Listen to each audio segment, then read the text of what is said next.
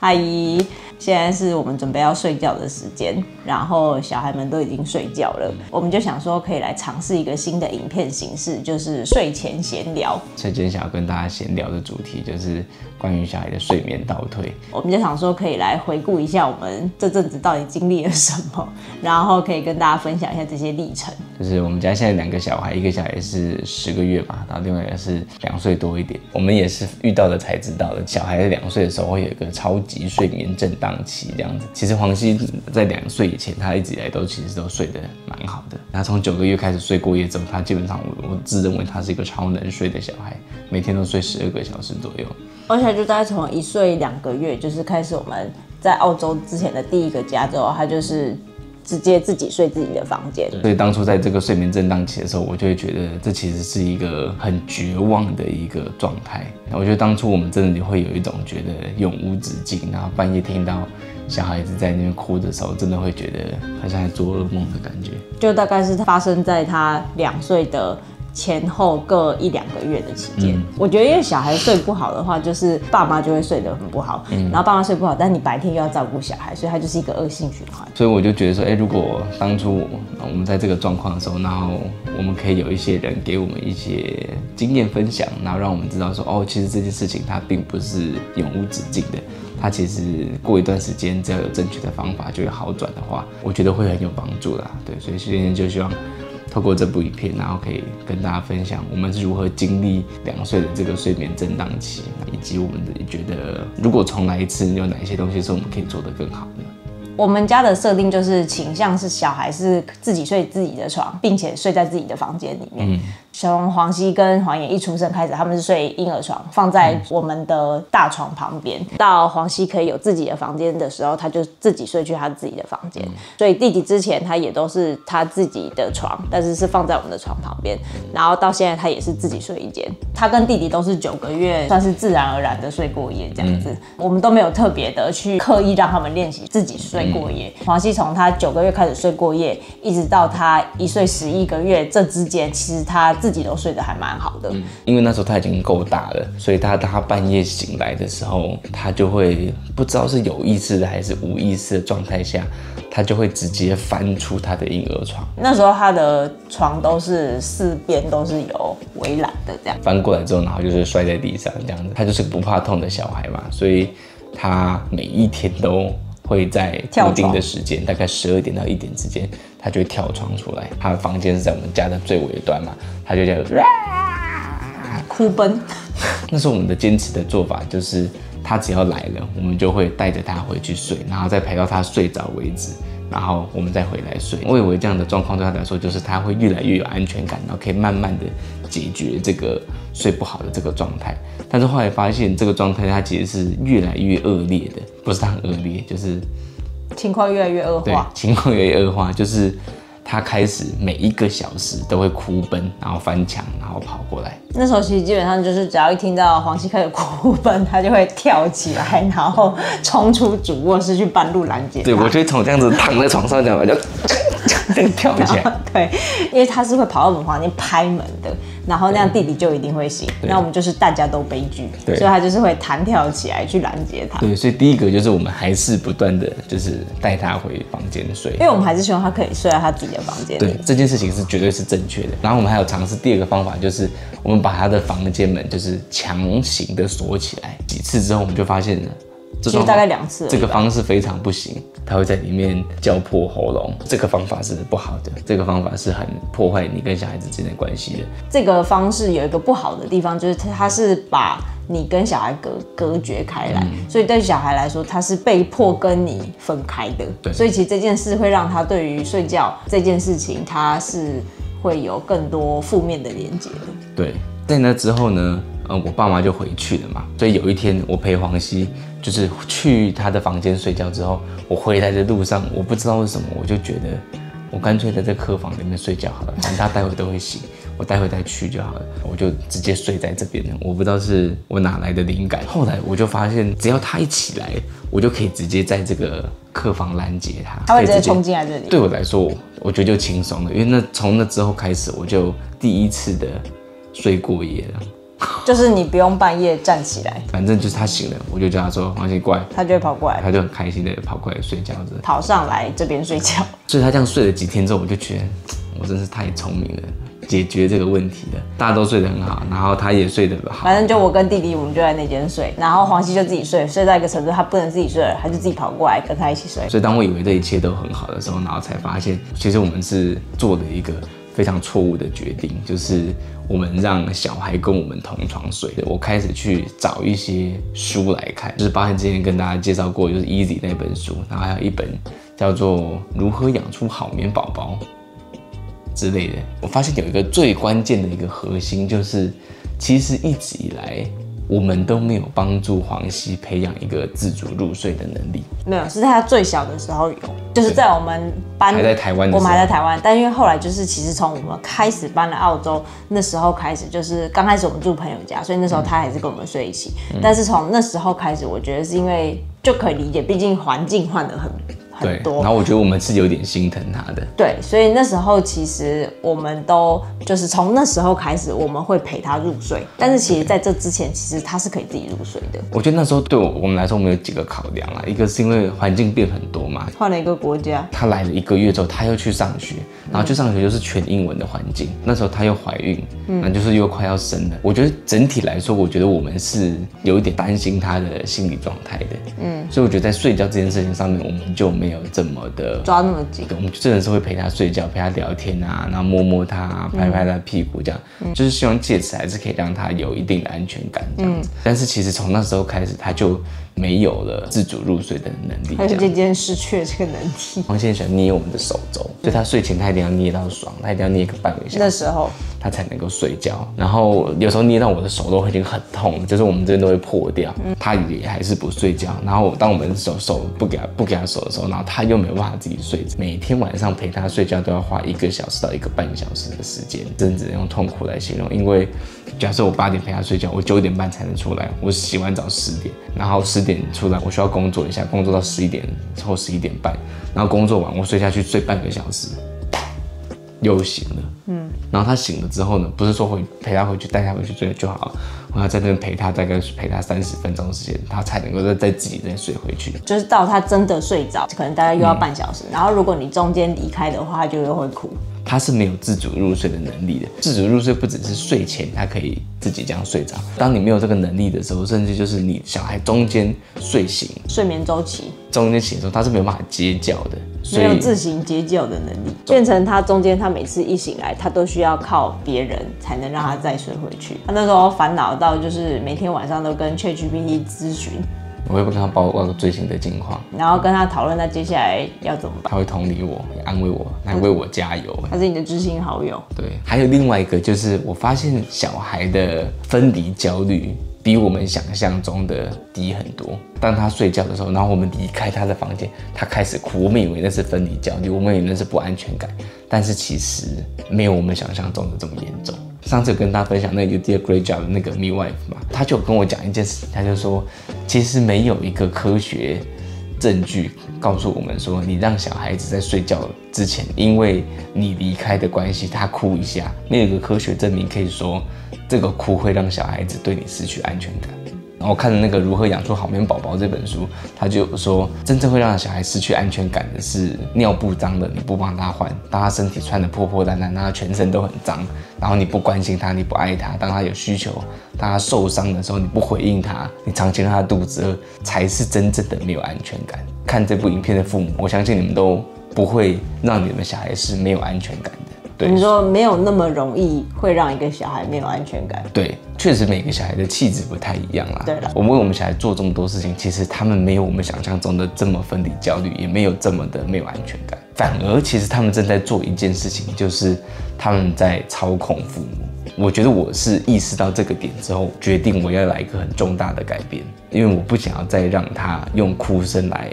控制我。有跟我们有过这样一样的经历的家长，我觉得你就会了解什么是他真正的用他的哭声控制你，因为其实他并不是真的这么需要你，但是他想要用哭声来达到他想要的目的，就是你在他旁边。对，但是你在他旁边对他睡觉这件事情来说，其实是没有帮助的。我就跟黑娜说，好，我们从今天开始，我们要有一个新的策略。他就突然下定决心要这样，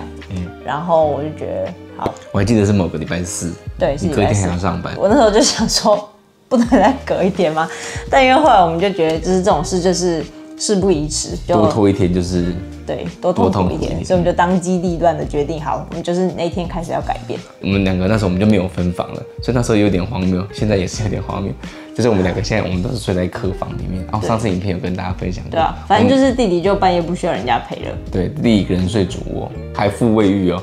所以如果他睡前想要去洗个澡，他可以去洗。他如果半夜想要起来尿尿，他也可以去尿尿。核心的做法就是，当他半夜一起来的时候，我们就会直接带他回去，并且带他回去的过程中，我们是不会讲任何一句话，我们就是带他回去说好睡觉了，然后就带他回他房间，然后让他回到他床上，然后帮他盖好被。这就是参考那个 Easy 那本书的做法，就是不要刺激他，然后就是让他知道现在不是讲话的时间，现在不是做任何事的时间，现在不是抱抱的时间，现在就是睡觉的时间。这个做法就会凸显出，其实你现在走出来找爸爸妈妈是一件很奇怪的事情。躺着睡觉就是现在大家都应该要做的事情。对，那时候就是我们两个都睡这一间，所以就是半夜的时候还是会一模一样的剧情，就是跟那个哭奔一样。哦，对，但刚没讲到，就是我们因为我怕他从床上那样摔下来，他会受伤，所以我就把它换成是他可以自己走下床的那种。就是大家现在看到他的那种。因为我就觉得，如果你都出得来的话，那我真的没有必要挡你了，因为我怕他就是摔下来半夜可能手会折到之类的。对，反正他现在就是可以自己出来，然后因为他的门我们有帮他装一个他可以自己开门的一个小机关这样子，因为那时候他还比较矮嘛。帮他装了一个延长把手，因为我想要避免的是他感觉到自己是完全被关在里面的这种压迫感。他那时候装之前他也开不了，然后他就会一直拍门，然后一直哭这样子。对，然后我觉得我想要避免他那种情绪非常就是高昂的这个状态，这样。反正半夜的时候他就是可以自己出来，通常就是他就会陪他回去，当然没有想象中的这么顺利。前面几天绝对是陪他回去睡觉的时候，然后他就一直死不上床，他就会再跑出来，再找另外一个人。所以假设是这样，是他陪他去睡觉，然后他就会哭着跑出来找我，因为他就想要爬上来这里睡觉。对，因为他就是还有这个习惯，我就会再牵着他再回去那边睡觉。对，所以我们两个都非常的坚持做这件事情。其实前3天大概每天都起来大概4、5次吧。第一天大概就是每小时1次，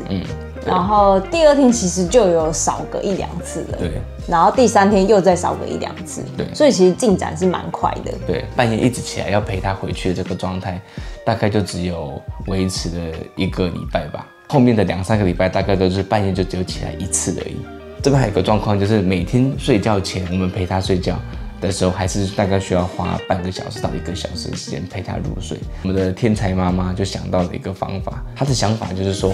既然把门关起来，他都可以直接打开的话，那为什么我们不干脆就是把他门就开着睡觉就好了？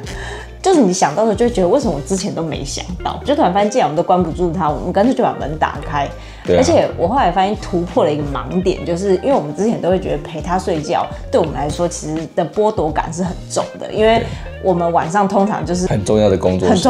作时间，因为我们白天都是就是他照顾小孩，我白天就是我正职的工作，所以我们所有的其他工作都是在晚上他们睡觉的时候才能做的，就是8点到11点这件时间，所以对我们来说，其实那时候我们心里有一个很大的压力，对陪他睡觉